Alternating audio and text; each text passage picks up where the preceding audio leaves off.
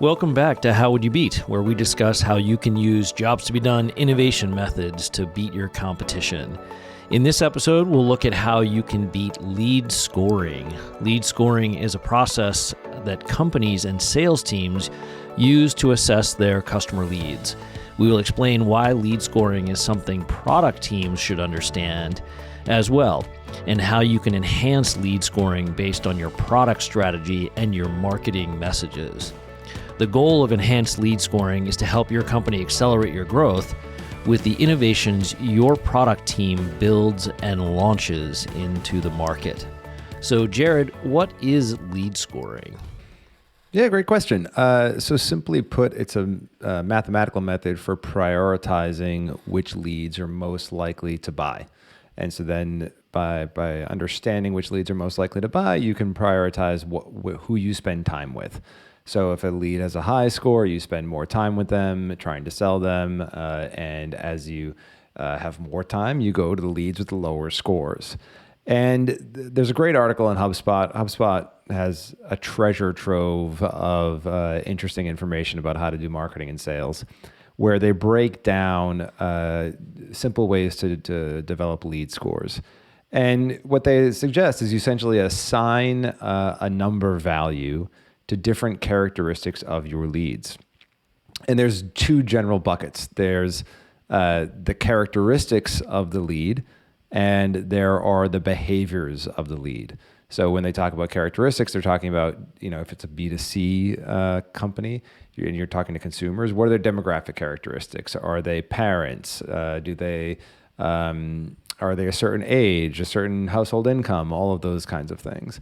If you're a B2B company, it's company information or firmographics. What industry are they in? What size are they in? What type of company are they? What role does the lead have in their company? And then, of course, looking at activities. So how engaged are they on your website? Are they downloading content? You can assess point values to each activity. And the more activities and the more characteristics that the lead matches, the higher their value is, and the more you should prioritize them. So then the question becomes, is that good, right? Is that model productive? And is there anything you could do to better prioritize which leads you go after? Yeah, and it's interesting. It's not bad. Of course, doing lead scoring is better than not doing lead scoring. But what's interesting is we see this same issue with customer segmentation that product teams and executives are very familiar with, that the traditional way to do segmentation is based on some sort of characteristic that is actually outside of what the customer is actually struggling with.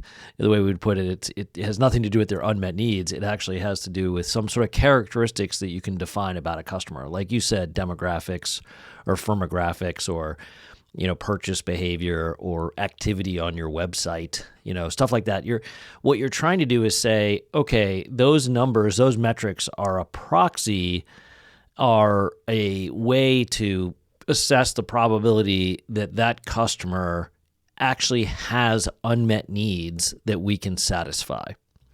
And that happens in segmentation, where, you might identify the wrong segment, or at least you haven't uncovered all of the customers who would be the underserved customers that you would absolutely want to target. And that's the same thing with lead scoring. Is the way to enhance it, of course, is to understand if a lead actually has unmet needs that you can satisfy with either your current product, which is the best, or with something you're developing in your product roadmap. And that's where, as we say all the time, what we're trying to do with jobs to be done is to really coordinate product marketing and sales around the customer.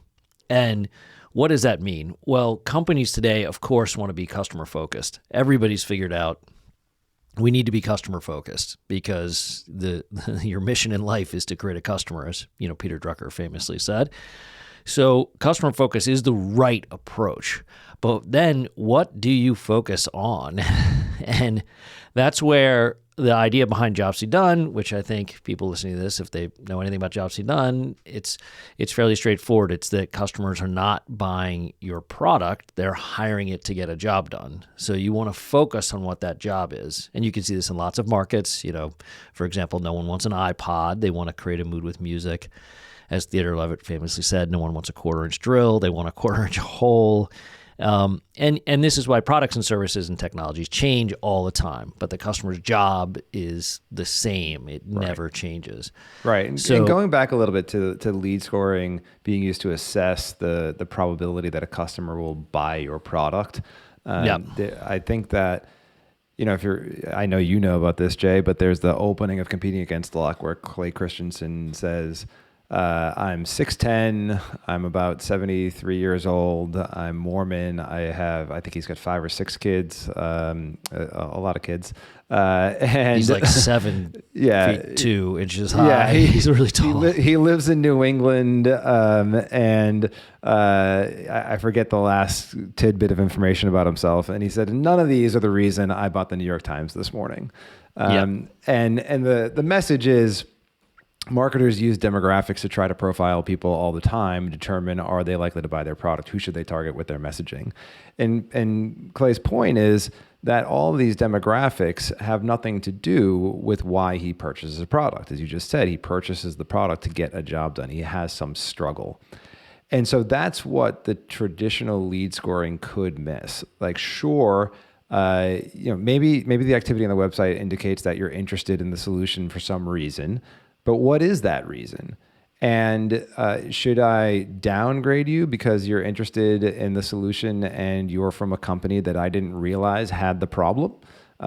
Because I didn't realize that mid-market companies or enterprise companies in a certain industry had that problem, so I downgraded your lead score? Or should I emphasize the problems you have as being the most important part of why you're buying? And that's what Jobs to be Done is saying. The struggle with the job causes the purchase.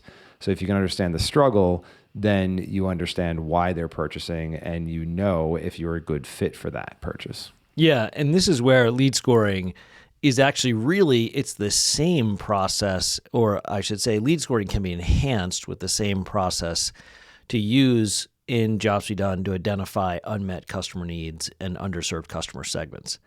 And that's really the power of it. Just to cut right to the chase, the process is when you understand the customer's jobs, and we know jobs are very, very complex. They have, 15 to 20 different job steps and, 100 different customer needs.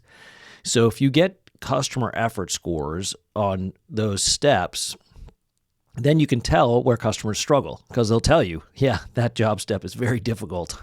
I'm very frustrated with that. So for example, in our get to a destination on time example that we use all the time, you could figure out that people who are using Apple and Google Maps, there's a segment of people who struggle to plan their stops because they've got to determine the optimal sequence, they've got to determine the routes, they got to figure out all the traffic patterns, they got busy days, whatever. So what that means is in that job step, that has a lot of struggle for a segment. And those customers, even though they're using Apple and Google Maps today, would likely pay for a new solution because this is a very high unmet need for them. They have a willingness to pay. So that's a really good customer target. Now, if you were looking at leads coming in who are interested in your new app to get this job done, what you would do, traditionally, you'd say, oh, well, they're men, and rural men who are over 60 are a good segment for us. But it turns out the people who struggle with this job, it has nothing to do with whether or not they're male or female, whether they're rural or urban, whether they're high income, low income, what their age is. The problem they have is because they struggle to get to destinations on time. So the way that you would score the lead, instead of saying, oh, there's a 60-year-old male came in, that's a high score, which may or may not be accurate, sure. But what the additional enhancement to that information you want to have is that customer struggling with the job step that we know defines the segment of underserved customers that we're targeting with our product strategy? And that's really the key, is those customer effort scores help you define the product strategy because they say, this is a big segment that's a big enough target.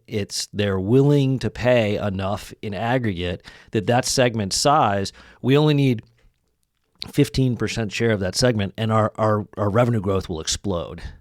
And that's where we work with product teams to get them to recognize they need to calculate that number too. They need, even though they're not the sales team, they need to know the revenue in the market that's available. And that is the willingness to pay to get the job done, not the current price of the product, which is a key foundational idea. So once you have that product strategy, that's where that product strategy actually enhances your lead scoring because the product strategy is the market opportunity, and you cannot beat the market. It's just fundamental. I mean, you can try and convince people they have a problem that they don't think they have, but it's much easier if you've identified what their problem is and you're solving it for them, which is the whole point of jobs to be done and customer effort scores. Yeah, and I think some people might consider that to be a novel concept. You can ask people what their problem is.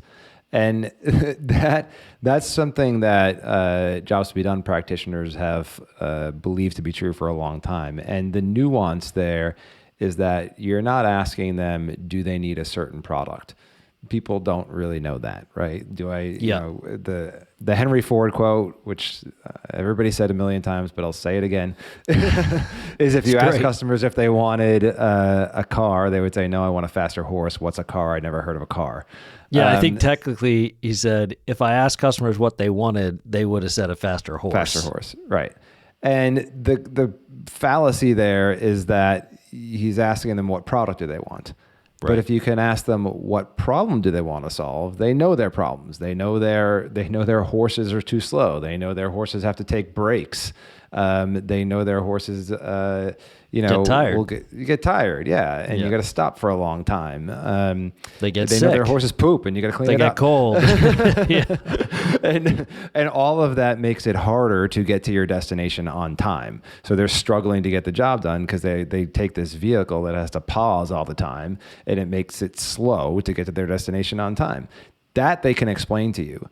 Then it's up to the product practitioners and the innovators to figure out what is the new technological solution that will help them do that faster. So you can ask customers what their problems are, and they can tell you. And that's the insight here, is that if you have a group of leads, you can ask them what their problem is, as long as you don't try to get them to say, this is what I'm looking for in a solution. Just ask them what their problem is.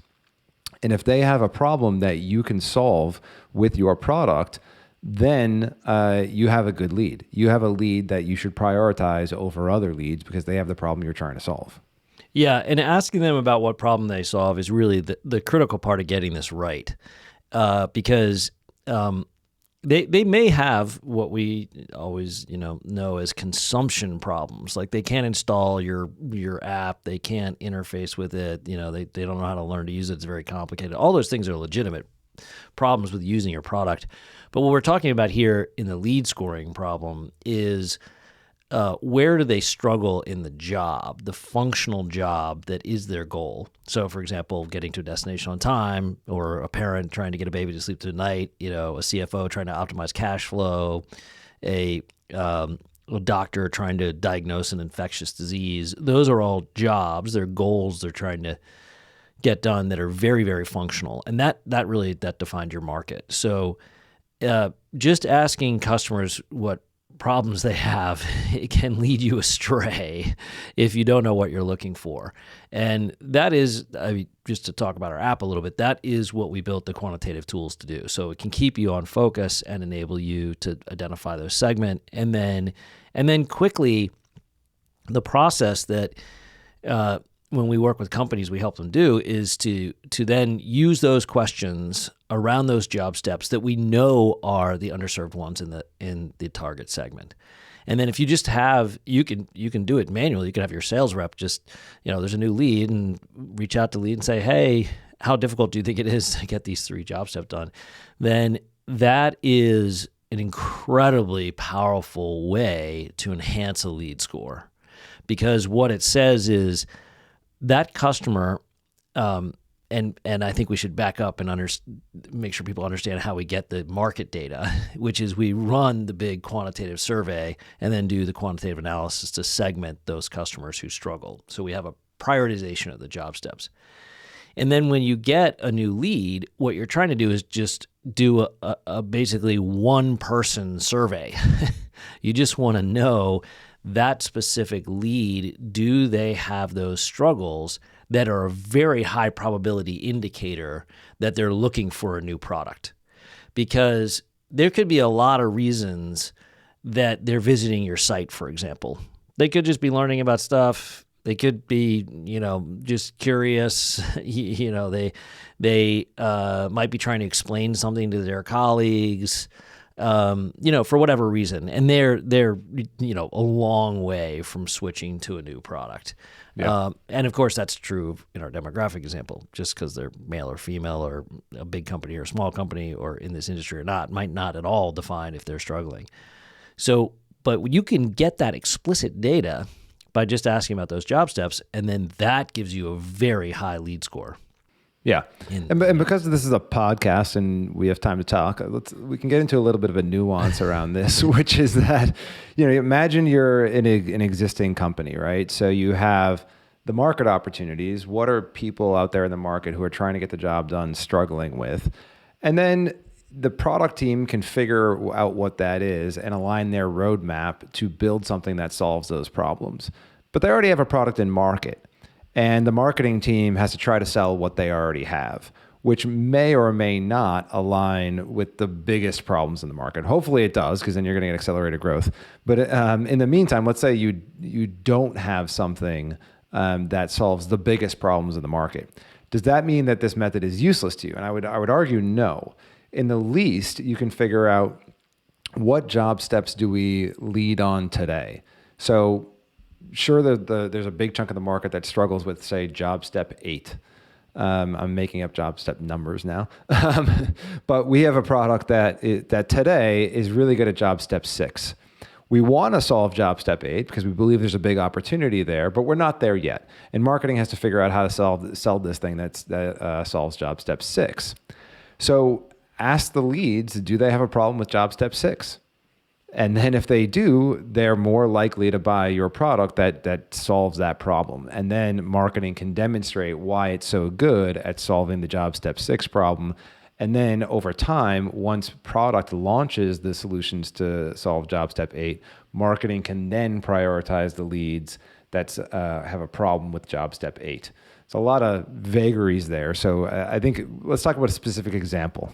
Yeah, well, let me just say one thing is that we also know this really does work for the marketing step and for the sales step. So in the marketing step, we have incredible data that shows that if you are messaging to those job steps that are underserved, your conversions and your marketing are much higher. I mean, we have data of 5x increases in conversions, even up to 10x, and then much lower cost per lead. So on the lead gen side, it's definitely because it resonates, right? Yeah. I mean, the example we always use is AI and machine learning, right? Because especially for B2B companies, they love talking about AI and machine learning. Your customers do not care about AI or machine learning at all. I can tell you that's 100% true because that's a solution. To the extent that machine learning can help you get the job done, that's a good message, right? But so your messages should be about getting the job done faster and more accurately, of course. So in the lead generation, it can really help. And then in lead scoring, because you have a much higher likelihood to close a new deal with a lead that self-identifies as a person in the market who has a problem that you solve, it's so much more efficient. And that's the role of all of jobs to be done, is to increase the probability of success and lower the probability of failure, starting at the very front end of the innovation, like, are you in the right market? Right. This is the Zune example that we love using. Microsoft thought they were in the iPod market. It turns out there is no such thing as an iPod market because it's not a job, it's a solution. But then it flows all the way into closing the deal. And this is where, we love the coordinating product marketing and sales teams. That's when you get really, really just humming as an organization, because you really are customer focused and you really are satisfying those needs for customers. And Jared, as you're saying, you're totally right. Like if your first thing is just, what does our product do today? that doesn't Figure really out which leads have that problem. Yeah, which leads have that problem, right? Yeah. And then the road mapping question. This is why lead scoring is important for product teams to understand as well as sales teams, because if you're scoring those leads based on the product strategy that is driving your roadmap, you want to know that, because and we've seen this be very, very powerful for companies, that when the product team launches that new feature, the sales team knows exactly what that feature actually does to create customer value.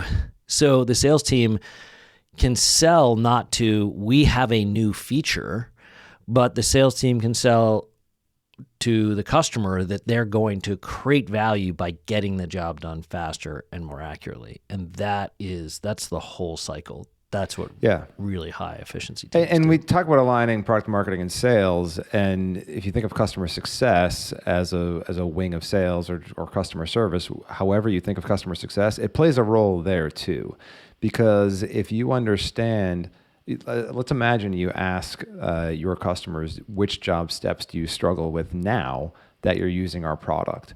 If they say certain job steps are easy, that's a feather in your cap. That means your product is helping them get the job done. So you want to ask them, okay, so what are we doing that's helping you satisfy those needs and those job steps that you think are easy now? And that explanation they give you becomes a terrific testimonial. They're essentially saying, I solved my problem with this product by doing X, Y, and Z. My life is much easier now. So get that testimonial and put it out there in your market, how your customers are solving their particular problems. The job steps they say are still difficult become churn risks for you or competitor threats. Because if there are solutions in the market that satisfy needs in those steps that your customers find difficult, they might start looking for those. And if you want to retain them, you direct your roadmap towards solving those job steps. And hopefully that maps really nicely to where the market struggles. So then you get customer retention and growth, customers switching to you at the same time. Yeah, and I think that's super important too, is that the concept of the competitive analysis and the churn risk, because this happens all the time. Companies sign up customers and they close the deal. They get them sort of using the product and they like it for a while, and then they just stop using it. And that's usually because the product isn't getting enough of the job done. And it can be that a new solution came into the market. Obviously, in a consumer market, Nest is a great example of that, right? Everybody hated their old thermostats, and Nest just solved the problem by turning the dial, and it figured out your schedule and your efficiency and all that. So a new competitor can come in and take share. That's what happened with a new entrant like Nest. But oftentimes it's that the company, your customer, will get frustrated with your company's offering because you might be missing some table stakes stuff that you need to do. So in our get to a destination on time example, if you had a great algorithm that could plan your stops and optimize your sequence of stops, yet you couldn't figure out the address, right? Figuring out the address is like table stakes. So you need to still do that. But this type of what's kind of inverse lead scoring, it's customer scoring. It's the same process, because what you're trying to do is say, are there customers right now who are frustrated with job steps that we're not addressing for whatever reason? And that's a churn risk. Yeah. And that's competitive risk. And we always encourage companies to do more competitive analysis than they do. Let's just put it that way. And to do it in a different way. In all honesty, this is one of the reasons I came to Josh Dunn, because when I worked as a product manager at Microsoft 150 years ago, when I was, so it literally seems like so long ago, 25 years ago. But the state of the art at the time of competitive analysis was to look at your competitors' products and create lists of features. And if they had more features, they were better, and you got to catch up and add more features. And that's still very common today. But the competitive analysis team should be looking at any solution that helps a customer get the job step done. And then saying, okay, find the best one in the market, because that's the baseline. That's what you have to do better than. And in a lot of examples, the solution to do it is very manual. But if there is an actual competitor who's getting that job step done, that's a risk. That is a churn risk, because you're going to let that customer who's frustrated with that job step linger on your platform doing the job step slowly and inaccurately while the competitor can do it better. And they'll start thinking, hey, that new solution is a better way to do it. We're going to switch. Yeah, and the trick there is to not just go straight to copying whatever your competitor has, because then you're playing a game of feature catch up, which is hard to win, because if they already have that feature in market, you're already starting from behind. So you have to think about what exactly is the problem there. What need does that feature satisfy in what job step, and how might we do it better? Is there a new technology we can adopt to leapfrog our competitor's solution? Can we tweak the way they've approached it? How can we think differently about solving this problem so that we do it faster and more accurately, and we leapfrog instead of play catch up? That's the key. So, so I've heard a lot of people talk about, we don't want to pay too much attention to our competitors because then they infect our thinking. And that to me is kind of an excuse. It's like you can be stronger than that. They don't have to infect your thinking. You can look at what they do, think about how well they satisfy needs, and then that sets your benchmark for you to do it better and differently. And if you don't know how they do it, then you're just as likely to create you're throwing darts at a target blindfolded, right? You don't know that you're actually creating a solution that's better. You have to make sure the problem is worth solving and that your solution is good enough. And if you don't know what the existing solutions are, you don't actually know that your solution is good enough. Yeah, and what I would say, that's a legitimate concern, that if you're looking too much at your competitors, you're going to think like them. I know that is a real concern, and it exists. But I think it exists because product teams, ironically, of course, are focused on their products. And same thing with sales team. Sales teams are trying to sell you the product. They're like, hey, I got this widget. Isn't it look good in blue? Don't you want a blue widget? And they're not explaining how they help the customer get the job done faster and more accurately. So it's a legitimate concern. The way to overcome it is by putting the customer's job in focus. It makes it so much easier to overcome that potential to just copy your competitors when you have two things. One is the customer's job, and jobs are very, very complex. So if you know your customer's whole job, you're already 5 steps ahead of your competitor just by understanding the complete picture of the market, which is the customer's job. And the second thing is having a mindset, and this is incredibly important, that your role as a company is to get the job done as fast and accurately as possible. The ultimate solution is your customer actually has to do nothing. Like and companies, it's hard to emotionally accept that that's true, right? Because one, product teams, we're humans, we like to build stuff. So we want to build features and we want to have people use the features we build. But remember, your customers don't want the features. They want to get the job done. And this is, the Pandora and streaming example we use all the time. Right when the Zune launched, they were like, look, you got all these features on the Zoom. Isn't it really great? And it even has a podcast feature on the Zune, which I always loved. And right when the Zune launched, of course, a new company called Pandora was signing up 90,000 people a day, because all you had to do to create a mood with music with Pandora was just type in a song and click play, right? That was it. It was literally 2 steps. You did nothing. There were no options on Pandora. Yeah, and I think a funny or an interesting example to help prove this point is LifeLock, right? So LifeLock helps you get a privacy and security job done that nobody really wants to think about every single day. You don't want to do anything about it, and LifeLock's not setting the world on fire because people are using it and going, "Oh my God, this is amazing! I can't believe I've used this." but they're steadily generating a bunch of cash from people who don't actually use their product because they just get the job done in the background. And then when the crisis hits, then LifeLock kicks into gear and resolves that security breach quite quickly, a personal security breach for a consumer. And meanwhile, you paid them the whole time without ever touching the product. And that's a great business. It delivers customer value, it generates cash, and it's just gets the job done. It's nice. Yeah, and this is true. You can see this in not just consumer markets, but B2B markets. Just there, obviously businesses have a huge number of accounting jobs and compliance jobs, operational jobs. And the best solutions are the ones that enable them, for example, in accounting, to close their books as fast as possible. Like the idea of closing the books actually comes because the job was done so manually. There should be, there are companies, that attempt to do this. I think Cisco famously was like, we don't close books. It's always, we just always have accurate books. Right. So, you can see that. And obviously you can see that in medical markets, right?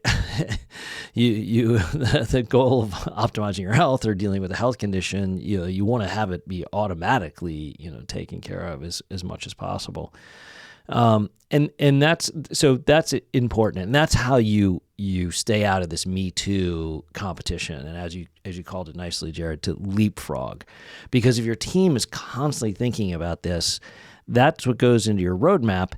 And that's where your lead scoring will actually help as well, because if you find the segment of customers that represents the opportunity, you know that the customer value for that segment is going to be getting the job done as fast and accurately as possible. So your lead scoring not only tells you, yes, this new lead is we should have to prioritize this lead because he or she is obviously struggling with the job in a way that we're solving it.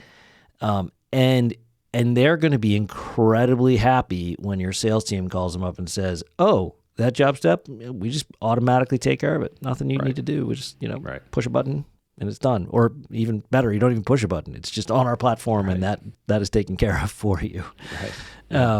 I love that. Yeah, that's a great place to wrap. The key is know your customer struggle, know your lead struggles, and know the market struggles, and then align your product, your marketing, and your sales with those struggles. And you're going to have better lead scores, and you're going to close faster, and you're going to deliver more value.